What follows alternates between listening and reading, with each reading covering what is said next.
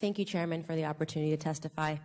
I want to testify just as a Black American today, and I want to first start off by saying that white supremacy is indeed real, but despite the media's obsessive coverage of it, it represents an isolated, uncoordinated, and fringe occurrence within America.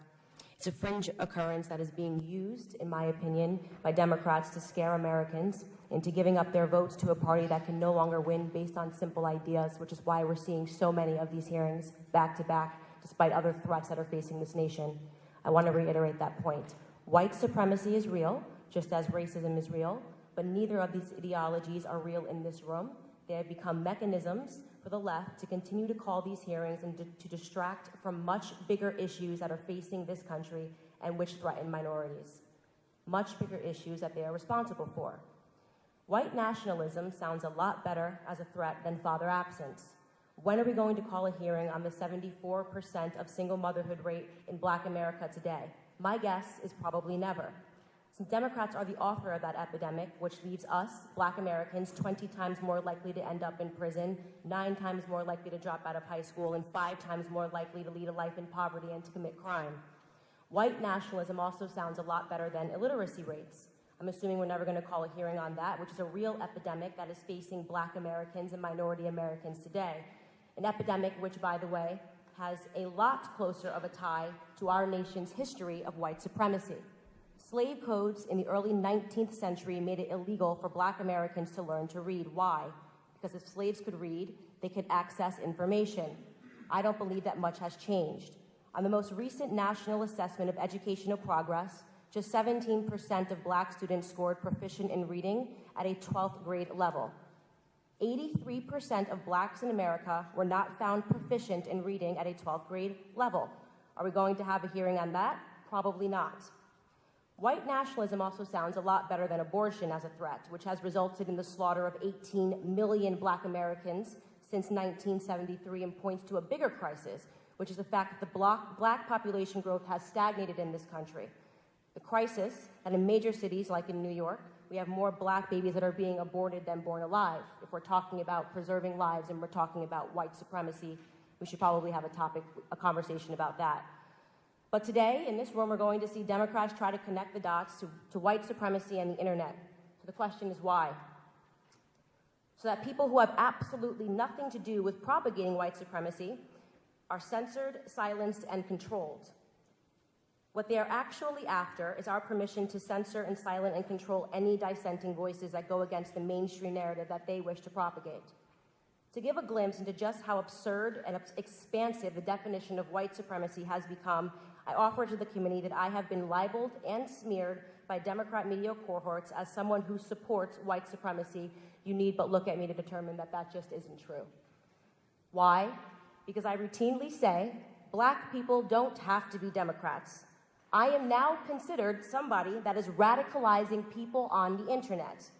What a radical idea. Black people waking up to the abuses and the Democrat Party, which has been instigated upon Black America over the last 60 years. There have been sincere attempts, just so everybody knows, to censor me on social media because I am radical. YouTube once censored me for criticizing Black Lives Matter. They reversed the censorship and they apologized and they called it a mistake. Facebook once censored me for calling out liberal supremacy as a threat facing Black America. What I said specifically was that in any community where liberal policies reign supreme, you will find that Black America is hurting. I stand by that assessment. Facebook reversed my censorship, apologized, and claimed it was a mistake. Of course, I'm fortunate that I have a big enough platform that when I get branded something extreme, I can reverse it, but the majority of Americans don't have that platform. The majority of Americans with dissenting opinions are silenced forever. Many words which have once held very serious meanings have come to take on a different definition over the last couple of years, as Democrats have desperately tried to grapple with the fact that they are no longer able to manipulate Americans with broad claims and broad strokes of racism, sexism, misogyny, and the like. Words like racism, which today most nearly means anything or anyone that disagrees with a liberal, and terms like white nationalism, which today and in this room and upon this floor most nearly means that it's election time, America. It's time for the left to do what they do best. Divide, distract, and hope to keep their most important voting bloc to their party, which is Black Americans, angry and emotional and reactive enough to keep voting for the same party that has systematically destroyed our families, sent our men to prison and deferred all of our dreams. I would close out by telling you that this is not going to work. America, and more importantly, Black America, is waking up to the ploy.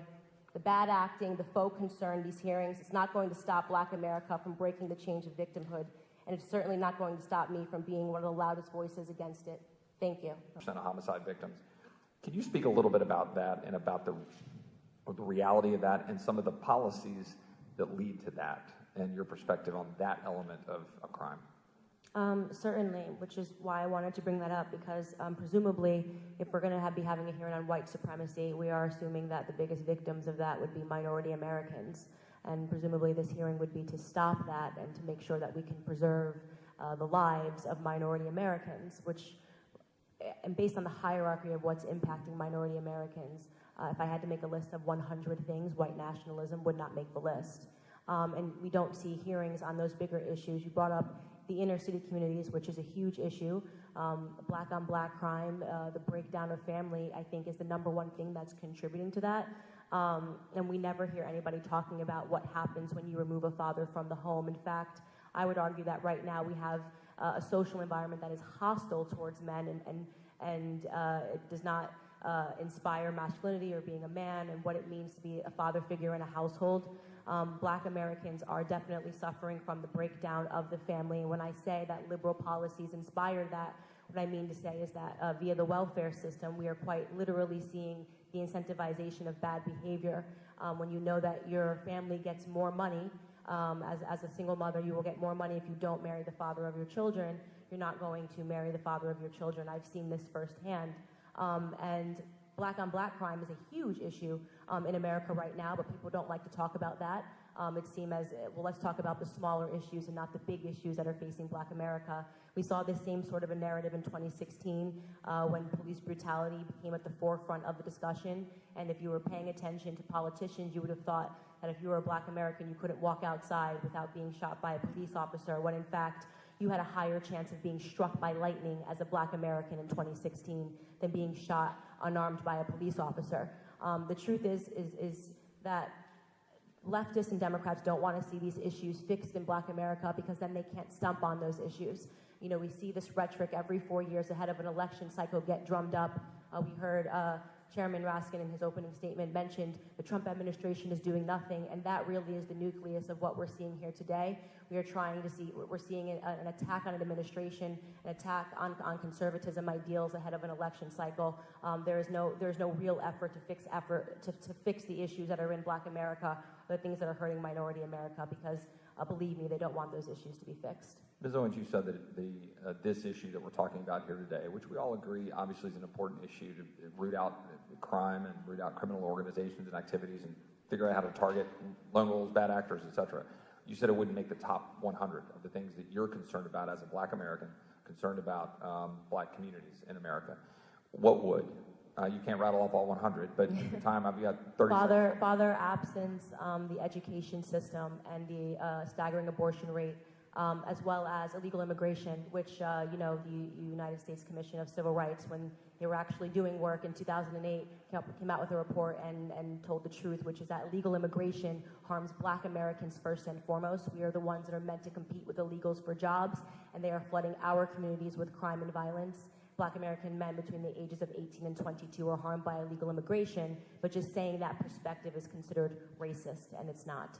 The gentleman should be reflective of our effort as a nation to bridge the divides that falsely separate us, to embrace the fact that we're created in God's own image.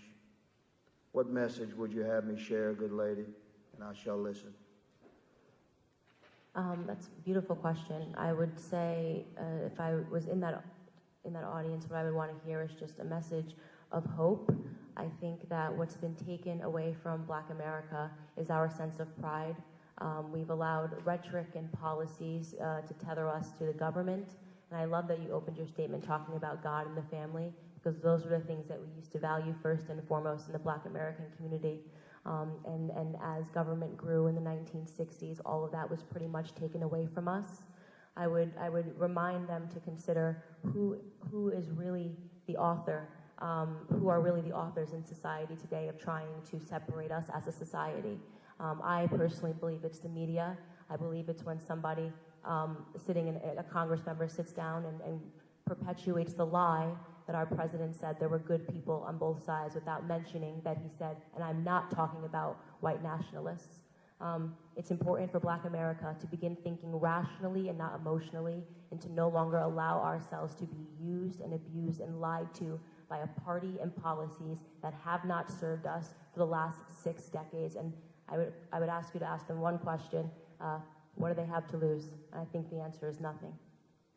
It's about to go down. It's quite ironic that I'm the only Black American that's sitting here, and yet the people that called this hearing haven't asked me a single question about my experience.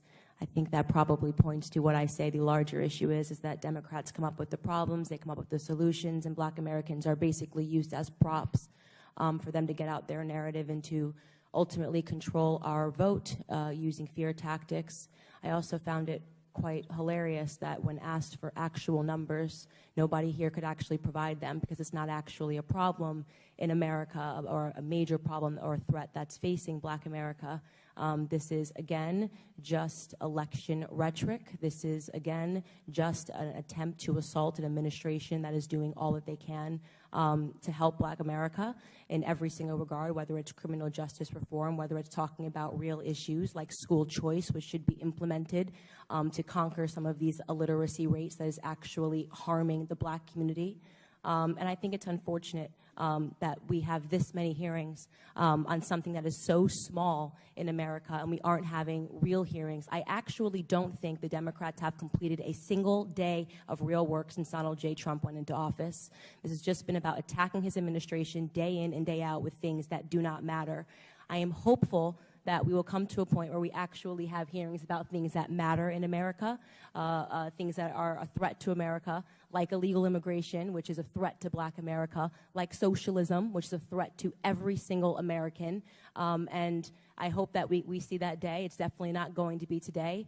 Fortunately, we have Republicans that are fighting every single day, day in and day out.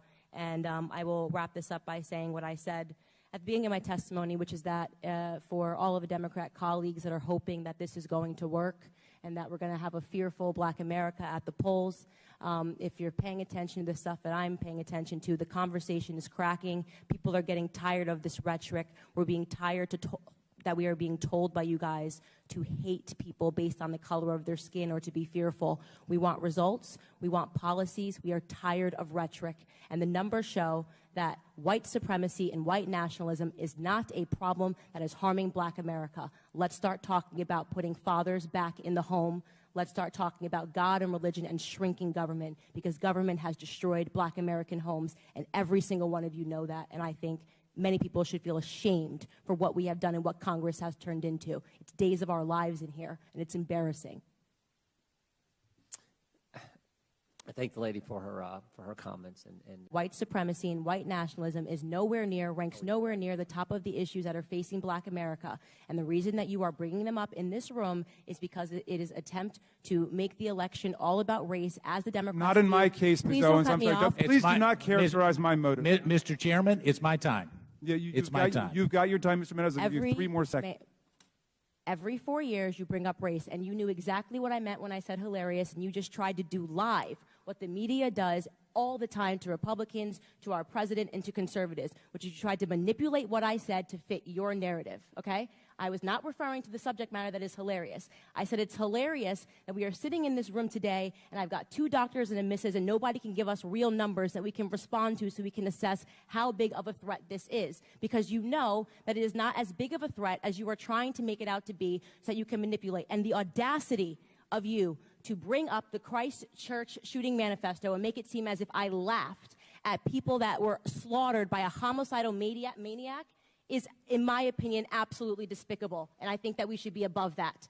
To try to assign reality or any meaning to a homicidal maniac writing a manifesto, which, by the way, let the record show, also stated Spyro the Dragon, the child's cartoon, as a source of inspiration. He also cited Nelson Mandela as a source of information. I don't think that Nelson Mandela has inspired mosque shootings. You can correct me if you think I'm wrong. You would rather assign meaning to a homicidal maniac than to actually address the things that I said today that are actually harming Black America. Number one, father absence. Number two, the education system and the illiteracy rate. Illegal immigration ranks high. Abortion ranks high. White supremacy and white nationalism, if I had to make a list again of 100 things, would not be on it. This hearing, in my opinion, is a farce. And it is ironic that you're sitting here and you're having 3 Caucasian people testify and tell you what their expertise are. Do I know what my expertise are? Black in America. I've been Black in America my whole life, all 30 years, and I can tell you that you guys have done the exact same thing every 4 years ahead of an election cycle, and it needs to stop.